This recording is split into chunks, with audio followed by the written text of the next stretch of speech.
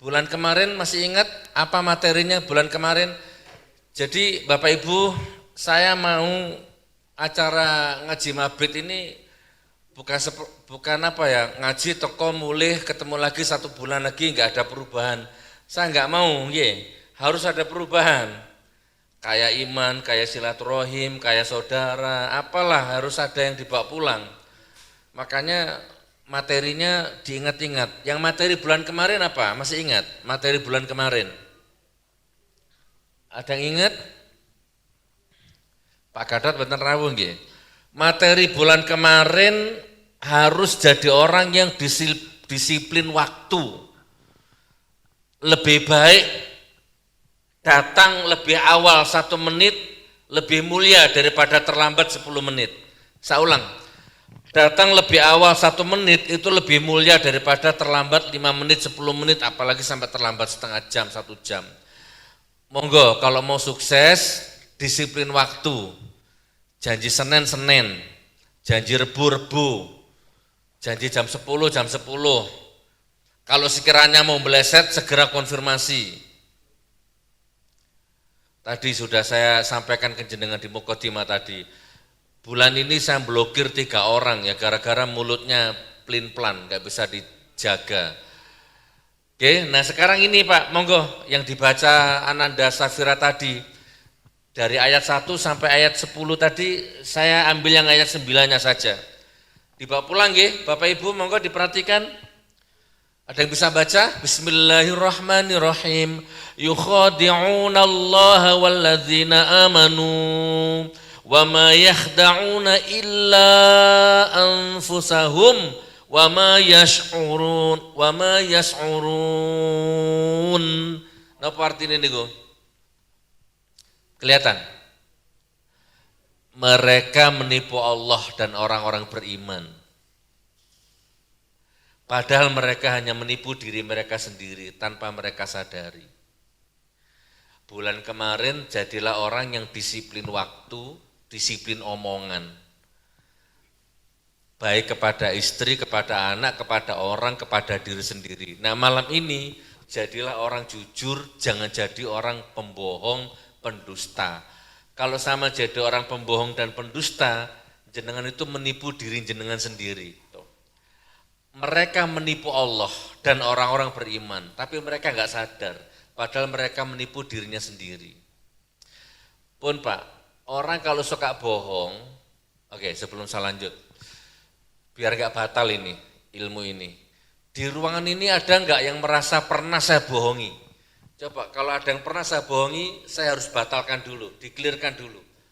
Gus Nur, saman pernah bohong sama saya, nah berarti tak batalkan dulu. Kalau enggak percuma saya nyeramain jenengan jujur ternyata saya bohong. Enggak boleh ya.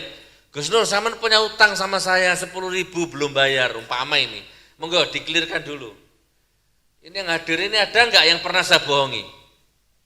Ada? Kok enggak ada yang jawab? Ada enggak yang pernah saya bohongi? Baik lewat YouTube, lewat mana saja, ada enggak? Kalau enggak ada saya lanjut, berarti saya boleh ini ceramah ini.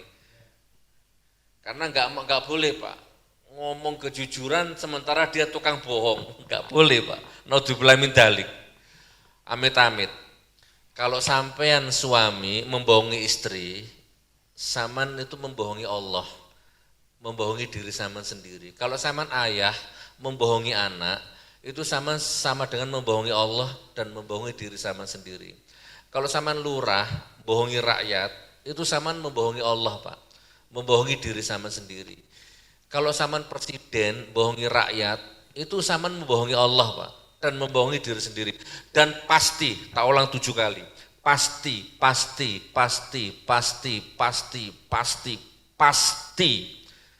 Kalau saman suami hancur harga diri jenengan di mata istri dan anak jenengan. Kalau saman lurah hancur martabat jenengan di mata keluarga dan rakyat jenengan. Kalau sama presiden hancur martabat jenengan di mata anak istri dan di mata rakyat Indonesia. Itu Indonesia, maksudnya ya rakyat sing duwe presiden tukang bohong itu maksudnya. Jadi enggak boleh Pak. Mereka menipu Allah dan orang yang beriman. Padahal mereka itu menipu diri sendiri. Orang kalau suka bohong, pasti dia penyakitan dan gak sembuh penyakitnya. Karena digerogoti spiritualnya Pak, mentalnya Pak yang digerogoti. Kalau tubuhnya jenengan yang sakit, gampang obatnya Pak. Gatelan tuh kono kaladin waras. Gitu? Apa meneh? Kalpanak. Nah, lek panun ke ono kalpanak waras. Lek lorondas ke ono paramek waras. Tapi lek sampean bohong, dusta, menipu istri, anak, orang, sampean tipu, sampean bohongi, enggak ada Pak. Karena itu yang sakit mentalnya jenengan berarti, enggak ada obatnya. Maka usia jenengan itu lebih tua, 20 tahun. Umur sampean itu sik 30, tapi ketoke swidak. Umur sampean itu masih 25, tapi kelihatannya sudah 70. Kenapa? Rusak. Mentalnya jenengan rusak, rohani jenengan rusak. Diobati apa saja enggak akan sembuh. Sudah dapat doa yang jelek-jelek dari orang banyak. Orang-orang yang sama bohong itu mendoakan jelek ke jenengan. Nah kalau sudah seperti ini, mau nyewa pengacara 1000 pengacara, nyewa polisi 1000 polisi, gabungno polisi seluruh bumi, pengacara seluruh bumi, jaksa seluruh bumi, kiai seluruh bumi, gus seluruh bumi, habib seluruh bumi, kumpulno untuk melindungi orang pembohong ini, enggak akan bisa. Orang bohong ini tetap akan dihancurkan sama Allah. Walaupun dijaga oleh habib-habib, oleh kiai-kiai, oleh gus-gus, polisi-polisi. Gitu Pak. Dan kalau ada gus-gus, kiai-kiai, habib-habib, polisi-polisi, jaksa-jaksa, pengacara-pengacara yang bela pembohong, ya berarti itu sama Pak, pembohong KB berarti. Karena pembohong dibela penipu, penipu dibela penjilat, penjilat dibela munafik. Circle-nya begitu memang. Ika gak nyindir sopo-sopo. Tapi kalau sampean merasa tersindir, berarti sampean pembohong Pak. Penipu sampean. Kalau sampean nggak menipu, nggak usah tersinggung. Hati-hati nggih. Kalau bulan kemarin jadi orang yang disiplin tepat waktu, maka mabit malam ini jauh-jauh dari Semarang, Surabaya, Gresik, mau nggih? Mulai sekarang janji tidak akan bohong lagi. Purun. Janji. Jangan sama saya, sama dirinya sendiri. Jangan bohong sama rakyat, jangan bohong sama istri, jangan bohong sama anak, jangan bohong sama siapa-siapa. Jujur mulai saiki Pak. Maka insya Allah mabit ini akan menjadi acara yang berkah. Misalkan ini ya, hari ini misalkan ini ya, di sini ada caleg ini, umpama ini ya, tiba-tiba sekarang ada pejabat yang datang ke sini. Mau menteri, mau siapa ini. Menterinya pembohong, saya nggak akan ngomong, nggak tak lem-lem, menteri baik, enggak Pak. Kalau menteri pembohong datang ke sini terus saya lem-lem menteri api, berarti saya penjilat berarti Pak. Berarti saya pembohong berarti. Saya nggak mau Pak, nggak boleh. Ya walaupun nggak mungkin tak elek, pembohong ini nggak mungkin Pak. Karena secara apa jenenge etika gitu, secara etika, estetika nggak boleh. Ya kita muliakan sebagai tamu, tapi nggak usah dilem-lem. Wah, menteri apa ini nggak bisa Pak.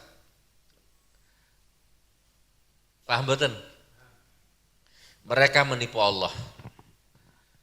Jadi kalau jenengan ditipu orang, alhamdulillah. Titenono, pernah nggak sama ditipu orang?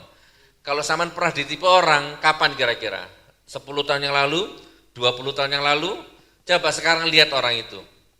Enggak mungkin jauh lebih mulia hidupnya dari jenengan. Itu orang Pasuruan itu. Dulu saya nipu orang banyak, saya gendam, saya hipnotis macam-macam. Dulu saya kere, orang yang saya tipu sugih kabeh Pak. Saya nggak bisa lupa Pak, ada orang Banyuwangi, dia waktu itu acara ke Pasuruan apa gitu ya, dia itu jualan ikan hias di Banyuwangi, datang ke saudaranya di Pasuruan, lakon delalah lihat atraksiku di pinggir jalan, tak gendam.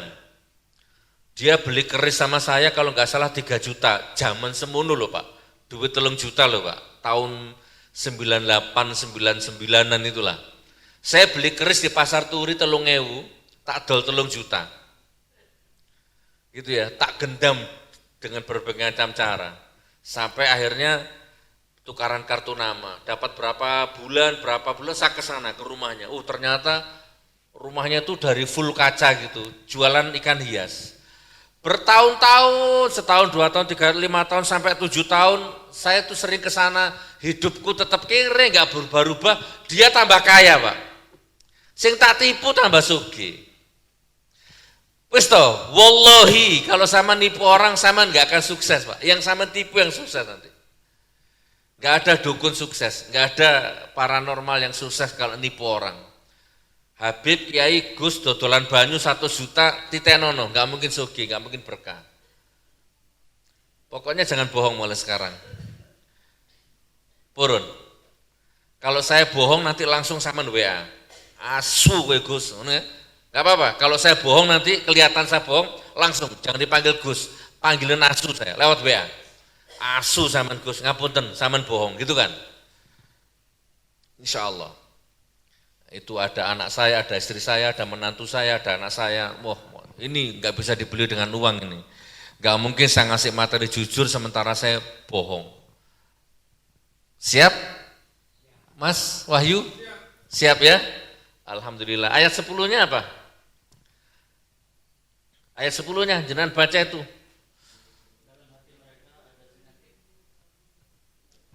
Fi qulubihim maradun fazadahumullahu marada walahum azabun alimun bima kanu yakdzibun.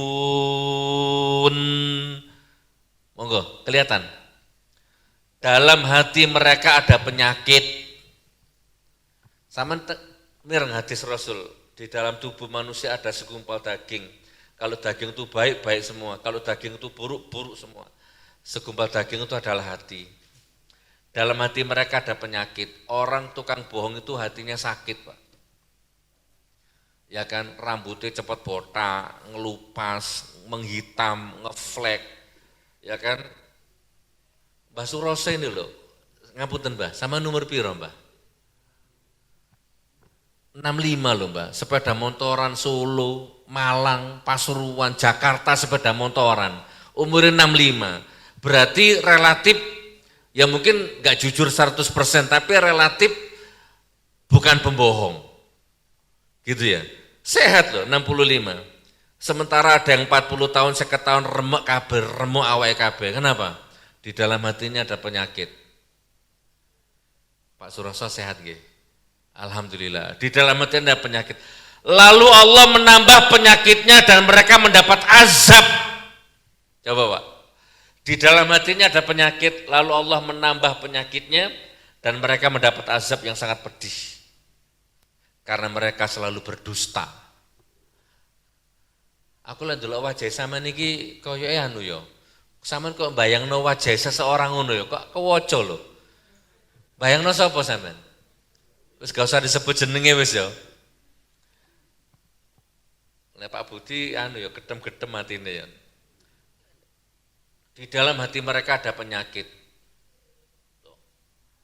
Dan Allah menambah penyakitnya dan mereka mendapat azab yang sangat pedih karena mereka selalu berdusta. Wis Pak, Leon wong goro aja dikancani. Blokir nomornya Pak. Biar sampean enggak ketularan bohong jadi pendusta. Itu saya titip. Ngaji mabit, ngaji segoro ini harus berdiri orang-orang yang baik, yang jujur, yang lillahi ta'ala. Miskin jujur, kaya jujur. Ya perkara tadi datangnya masih pembohong tidak apa-apa. Mulai ini nanti di-upgrade jadi orang yang jujur. Jujur sama diri sendiri, jujur sama istri, jujur sama anak, jujur sama rakyat, ya sama siapapun. Purun nggih? Alhamdulillah. Takbir. Pak Gatot jujur nggih? Mas Wahyu jujur nggih? Sinten namanya jenengan? Mas Prayogo dari Malang. Surabaya, Mas Prayogo jujur nggih? Insyaallah Mbah jujur nggih? Gus Nur jujur ya? Jujur Gus, jujur. Bohong putih-putih merah-merah, jangan suka memanipulasi data. Terus minyak anjing ya minyak anjing, enggak usah difatwa halal, minyak samin enggak usah. Minyak anjing titik. Monggo, maka tak tunggu bulan depan, tak tunggu 3 bulan lagi, pasti sudah ada perubahan dalam diri jenengan. Kalau sama jujur itu nanti gini Pak, di samping sama cari rezeki, nanti rezeki yang datang ngejar jenengan nanti. Monggo buktikan Pak, ada rezeki yang ngejar jenengan. Monggo, bismillah. Ya Allah, jadikan ini orang-orang ini menjadi orang-orang yang jujur ya Allah. Amin amin ya rabbal alamin. Pun sekarang tak ajak ngaji singkat ruqyah